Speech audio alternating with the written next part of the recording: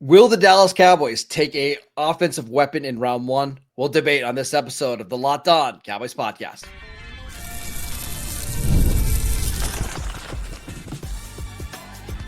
You are Locked On Cowboys, your daily Dallas Cowboys podcast. Part of the Locked On Podcast Network, your team every day. Welcome back to the Locked On Cowboys podcast, part of the Locked On Podcast Network, your team every day. We'd like to thank you for making us your first listen of the day. This episode is brought to you by Monarch Money. Take control of your finances with Monarch Money. Use code LOCKEDONNFL at monarchmoney.com for 50% off your first year. Welcome back. I am your host, Marcus Mosher. You can follow me on Twitter at Marcus_Mosher. Joining me today, as always, is Landon McCool. You can find him on Twitter at McCoolBCB. Landon, it's a Friday show. There's no Cowboy news, so it means a mock draft time. I'm ready to get into it. Yeah, I'm excited. I always love doing these. This one's going to be a little bit longer. It's going to be basically the whole episode, so we're going to be able to really dive down on some of the stuff. So let's get to it. I'm excited. Yeah, let's go ahead and get right into it. So here's the goal and the idea for the mock draft today. We're using the Pro Football Focus mock draft simulator. The goal here, Landon, in round one is I'm going to force you to draft an offensive playmaker. Now, what does that mean? That's a running back. Maybe that's one of the receivers. Maybe it's Tyler Warren if you get wiped out, although I'm probably not going to let you do that. Get wiped out? I know. So basically the idea of like, hey, the Cowboys are coming out of round one with somebody to help CeeDee Lamb and Dak Prescott, and then we'll kind of fill in the rest of the draft from that point on. Does that work for you? It works for me, except for the fact that the first position that out of your mouth was running back, which was I noted that. So just want to say that. We're going to start this draft, but can we just talk about the Amari and Hampton stuff real quick? It feels like it's being, to use one of your phrases, ham-fisted to Dallas, right? A little bit like people think Hampton's going to go into the top 20, so they're just mocking him to Dallas. Yeah. I would be kind of shocked if that's ultimately what happens. Yeah, look, I think the thing is that like, the idea, the reason that Genty is such a great pick at 12 or would be such a pick at 12 is because you feel like he's a highly rated player who fell to you, right? And for Hampton, like I don't think I have him rated as a low first round pick, right? As a low red chip. I've got him as a second round grade. Yeah. To me, like it wouldn't be a reach, like a huge reach. I wouldn't necessarily call it a reach, but what I would say is that I'd have a hard time believing that Hampton was the best player available on the board when you're picking at 12. I just really have a hard time. All right, so let's get into the box. So at number 1, Cam Ward, Travis Hunter 2, Membu 3 to the Giants, a little bit of a surprise. Abdul Carter 4 to the Patriots, Mason Graham 5 to the Jaguars. Tyler Warren goes to the Raiders at 6, which is hilarious. That's a double tight end. That's going to be amazing. Well, and Michael Mayer, so they're just going to load up on tight ends. Will Campbell goes to the Jets at 7. Let's just imagine those guys get switched. Sure. Shamar Stewart goes to the Panthers at 8. Michael Williams at 9 to the Saints. Ashton Genty available, or goes to the Bears at 10. Mike Green gone to the 49ers at 11. Shedeur Sanders still available here, Landon, if you want to take an offensive weapon. But the top receivers, you have your entire list. T-Mac McMillan, you've got Luther Burden, Emeka Egbuka, Matthew Golden is available. Colston Loveland's available. And you have Amari and Hampton. So how would you handle this pick here? For me personally, it would be Ted McMillan here. I would certainly listen to some arguments about, a Luther Burden, or honestly, like, my board has Tet, Burden, Egbuka, and Golden all as red chip players. McMillan with a, gap between those other three. But I would certainly listen to any argument for any of those guys that are available. If you wanted to talk about, you felt like Golden was a better fit to go opposite of CD, I'll listen to that argument.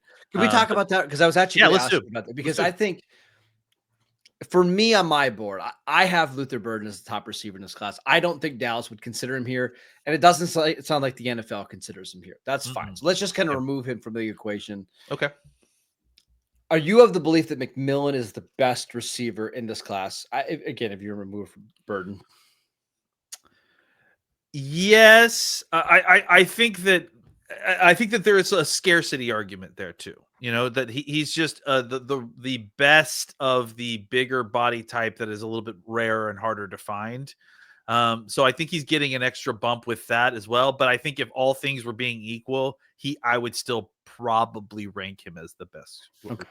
Now, what about with Matthew Golden? Do you think Golden is a better fit with CD Lamb? Not a better player, but a better fit in this offense. I think you could make an argument that both Golden and Ibuka could be a better fit in this offense, just based on what you already have in the room, right? Because I think that they obviously are more talented than everybody else. Either one of them would be more talented than anybody else in this wide receiver room, and on top of that, they also have a kind of missing body type, that you potentially would like to fill. I think with McMillan, it's a rarer body type, but it actually happens to be a body type that the Cowboys have on their roster already, right? With Tolbert and with really all 3 or 4 of their guys. Flournoy is like kind of a bigger body, honestly. They obviously just traded for Mingo, who I think qualifies there. So I think if you wanted to make the argument that Golden or Ibuka was a better fit for what the Cowboys need, I certainly could listen to that and could be agreeable to that. It's weird for me because I like McMillan better. But I think if CeeDee Lamb is completely healthy and Dak is healthy, I actually think Golden makes more sense in their offense. But if you need a number 1 receiver, I think McMillan fills that role better, which is really weird. It's really weird to say it like that because I just think McMillan's the better player. So are you willing to pass up a better player for a better fit into your offense? That's where I have a hard time getting behind that. If it was me, Landon, I'm just taking McMillan here. I just think he's a more special player. Yeah. And I just think his size, what he can do in the red zone, what he can do as a blocker is more intriguing to me.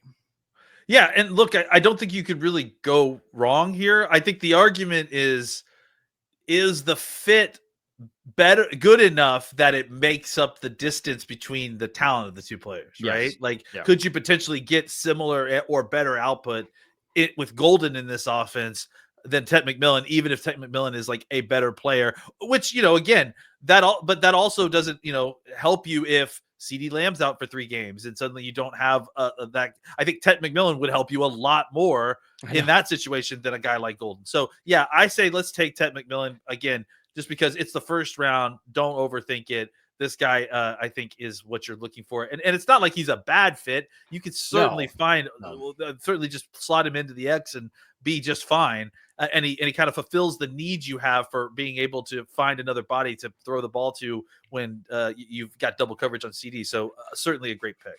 And by the way, we got official, if you're watching with YouTube, using air quotes, official pro day numbers from McMillan: 4.53 40-yard dash with a 1.58 10-yard split. The 10-yard split's a little bit below average from what you would like to see, but the 4.53, I think that's what you see on tape. And whether you want to give him a little bit of a bump down because if it's a pro day time, say it's 4.56 4.57, I don't care as long as it's not 4.6. I'm good. I mean, those are pretty close to what CeeDee Lamb's numbers were, including that could be exactly the same 10-yard split, if I'm not mistaken. And Tet is like 10, 15 pounds heavier than what CeeDee was coming out of college. So yeah, certainly good enough speed for what you're asking this guy to do. Yeah. If we're coming out of round 1 of the draft with Tetairoa McMillan, I'm happy. Like we got a wide receiver 2 that's plug and play. And I think the rest of the receivers in the roster fall in place. Now you've got Jalen Tolbert as your wide receiver 3. You've got Turpin that does all the Turpin routes. And now it's up to Mingo and Brooks and Flournoy and Paris Campbell to kind of fill in that wide receiver 4 role. And honestly, I think you feel pretty good about your wide receiver core going into the season. Yeah, I mean, because that's the thing, is that it's not like you don't like those down roster guys. It's just they need to be slotted in their appropriate spot. It feels like every one of them is one spot higher than their capacity, right? Yeah. So I think doing this kind of puts everyone in a spot where they're going to produce at a comfortable level. All right, let's get to day 2 of the draft. What do the Cowboys do now that they got their number 2 receiver? We will get to that next.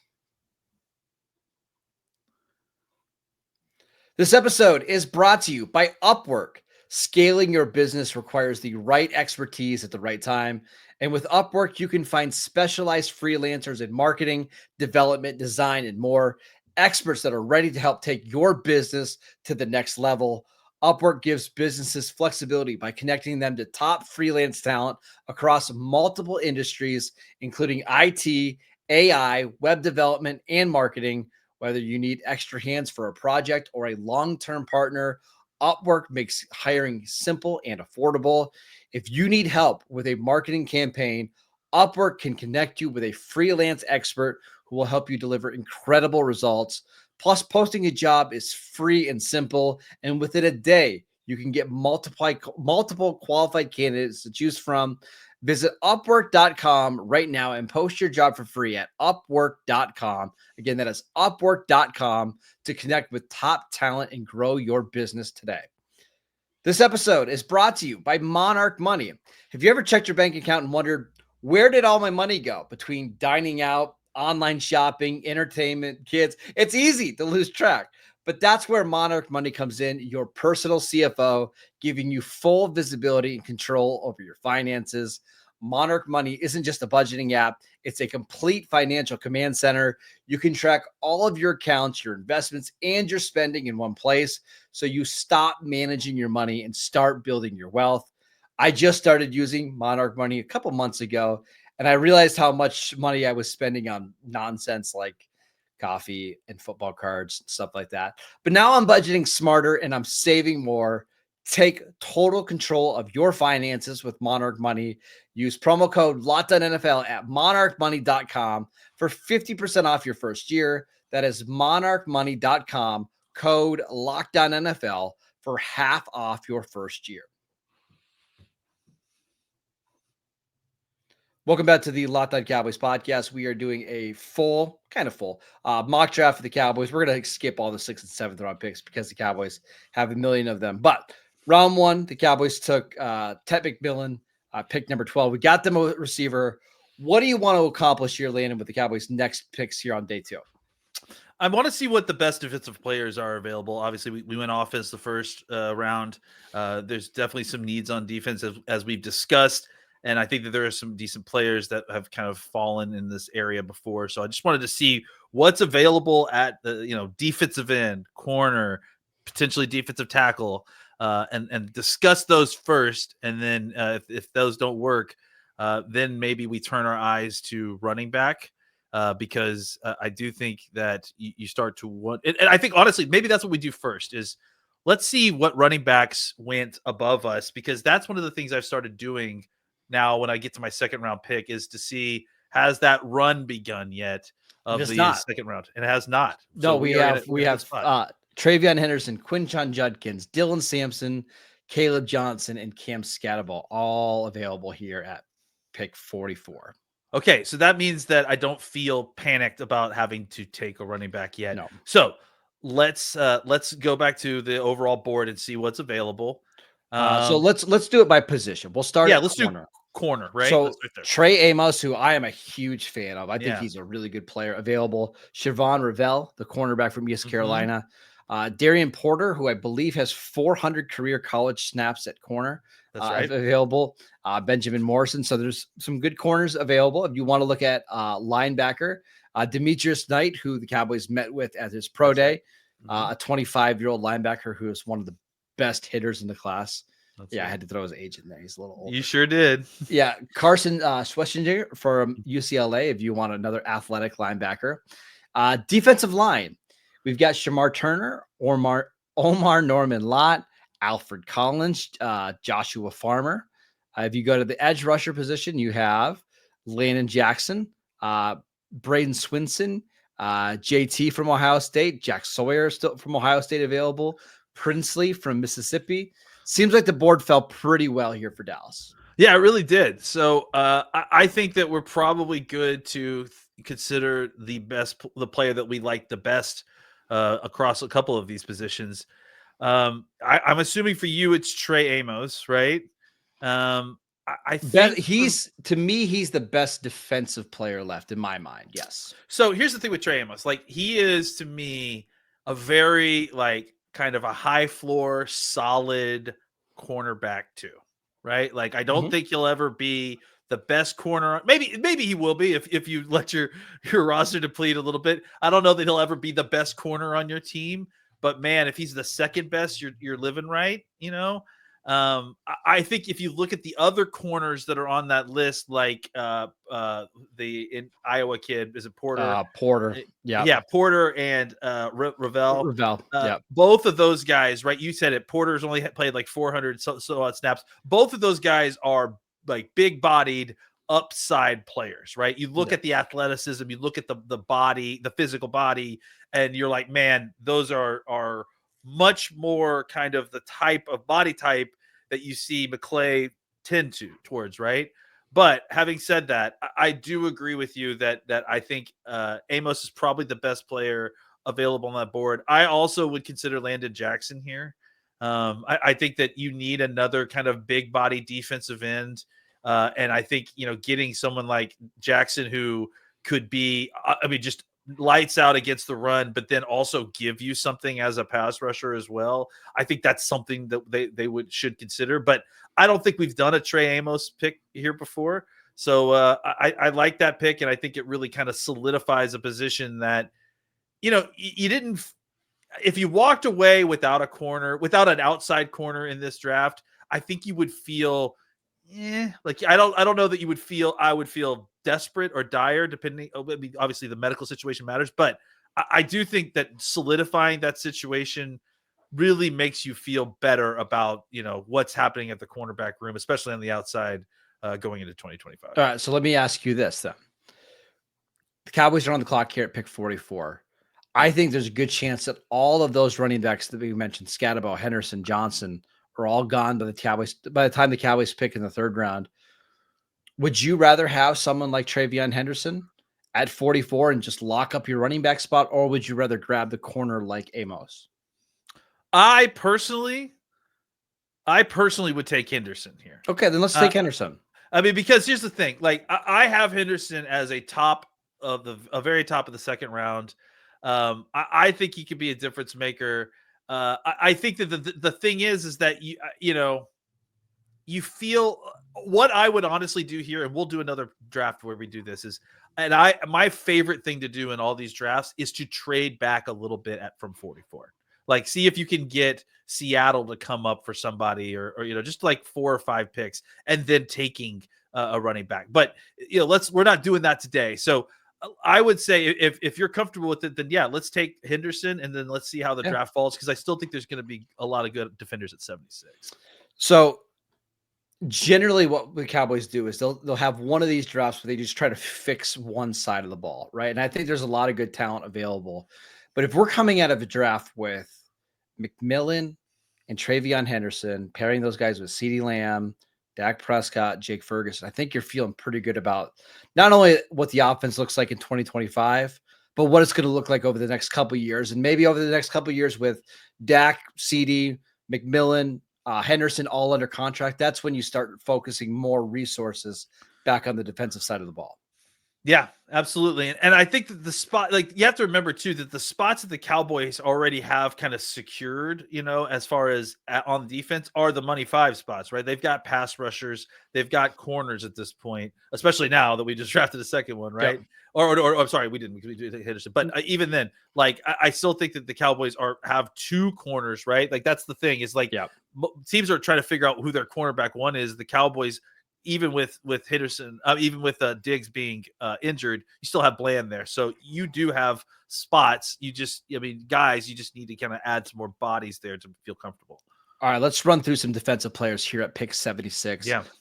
Edge rushers, Jordan Birch, Elijah Roberts, David Walker, if you're looking for edge rush help. Yeah. On the defensive line, we have CJ West, Deion Walker, Aeneas Pebbles, I believe it is. If you want a linebacker, the top guys are Chris Paul Jr., Jeffrey Bassa, who I like quite a bit. Kobe King is there. My guy Danny Stutzman's still available. At corner, and this is probably the spot I think you're going to get the most value, Dorian Strong, Jacob Parrish, Kobe Bryant. If you want to grab a couple of these guys that are down here a little bit, there's some decent slot corners. And at safety, if you want to grab a safety, the top guys available are Kevin Winston Jr. and then one of my favorite players in the entire draft, Andrew Mabuka. Yeah, it's a lot of really good defenders that's still left on the board.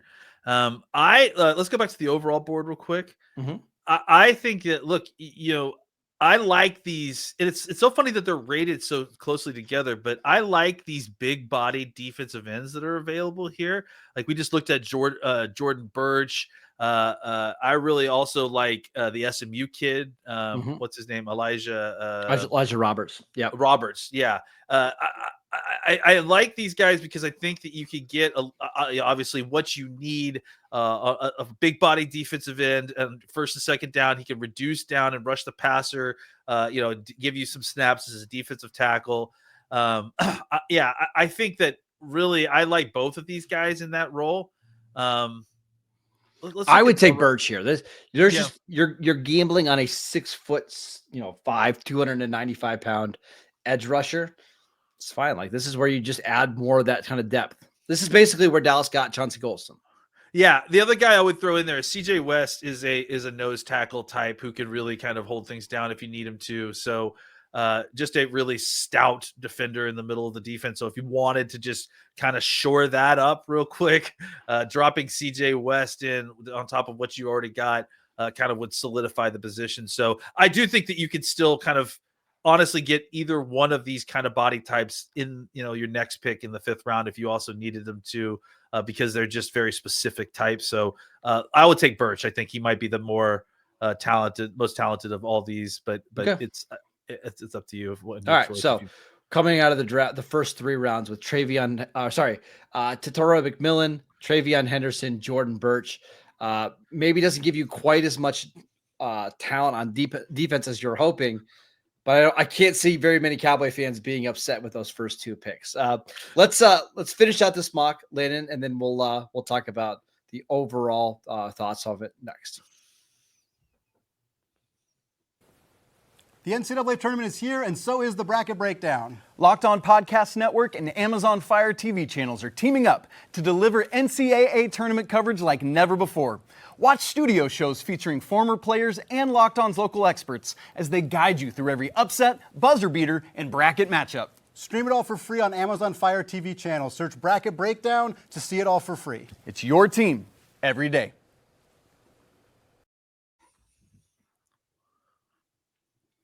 Welcome back to the Locked On Cowboys podcast. We'd like to thank you for making us your first listen of the day.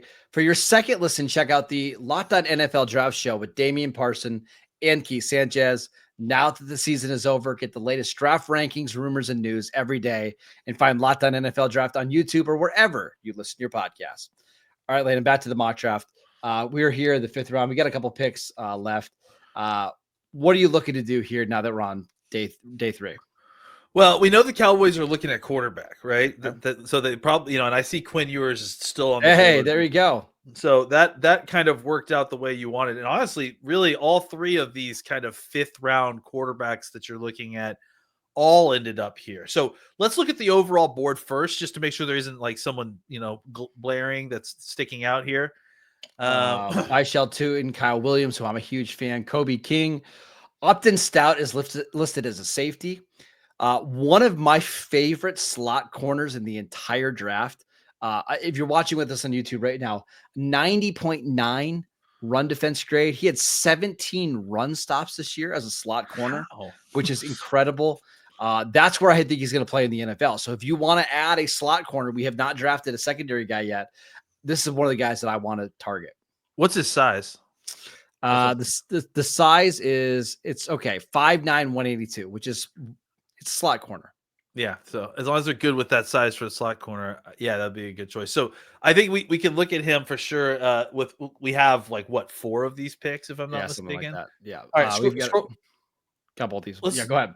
Let's see the top again real quick. I just want to see who's up there. It's Byshell Tootin, the running back from Virginia Tech, Mitchell Evans, a tight end from Notre Dame, Tyler Barron, an edge rusher from Miami, Trevor Etienne, Quincy Riley. I think, at this point, there wasn't someone like, a blinking light, as they say. I would say, let's just secure Ewers. It sounds like maybe they like him. So if that's the case, he's near the top anyways. Certainly isn't a reach at where you're picking in the 5th round. And I think you just kind of shored that up. Speak for yourself. All right, let's all right, so we got Quinn Ewers. We got a pick here, another pick here in the 5th round. Now I wanted to circle back to running backs really quickly. Yeah. We drafted Travion Henderson, right? So he's our speed guy. If you wanted to add another running back, Bishal Tuke is another speed running back. Jordan James is a good player from Oregon. Taj Brooks from Texas Tech. Ollie Gordon is still available. LaQuint Allen from Syracuse, a really good pass down back. Any of these names stick out to you? I don't know how to say his last name, but I love Kyle Monogany. I think he just runs angry and violent.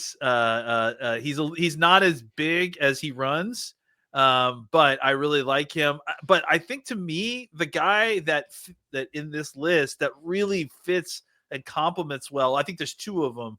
I really like Jordan James, man. Like I think he would be a really solid pick here.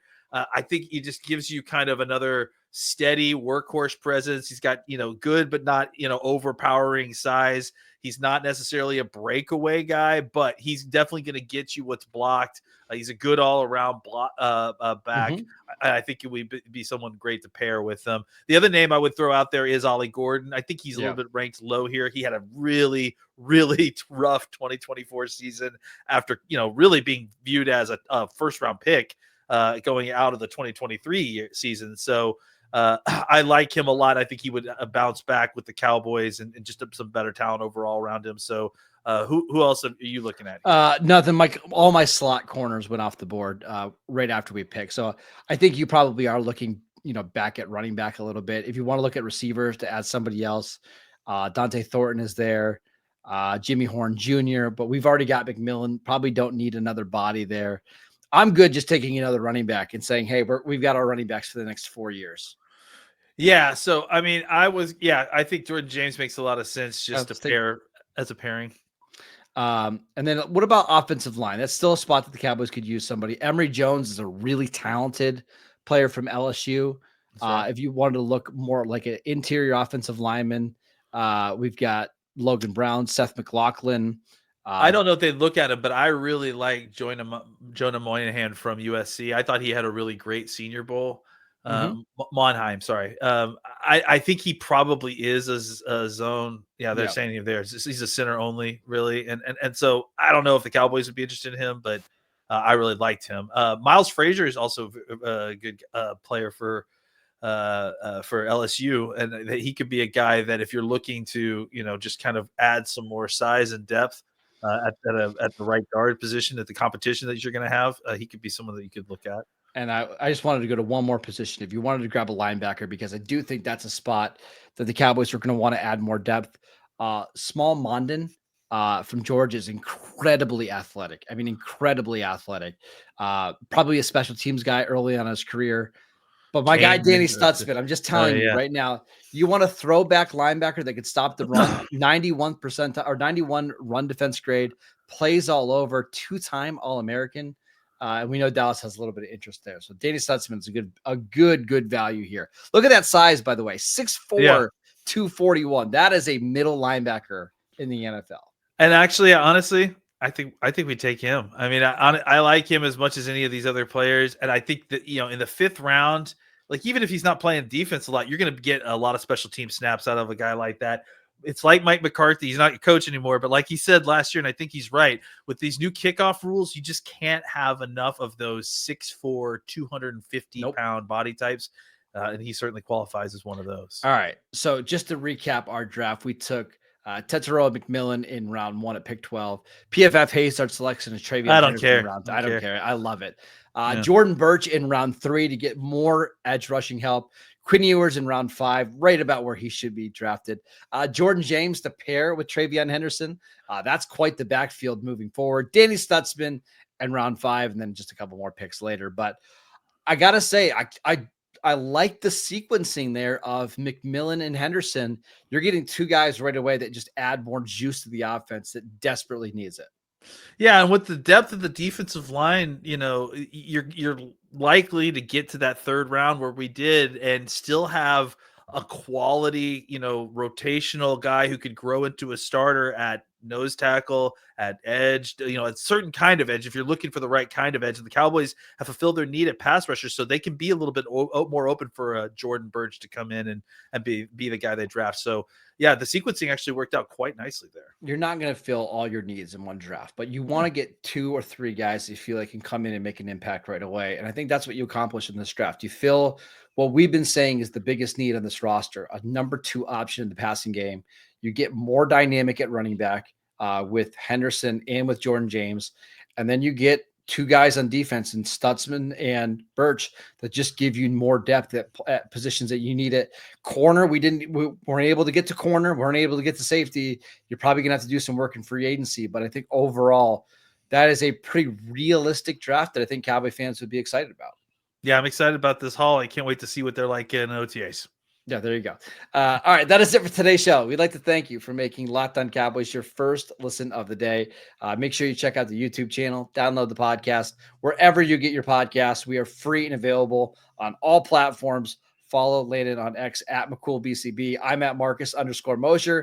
Have a great weekend, and we'll see you right back here on Monday.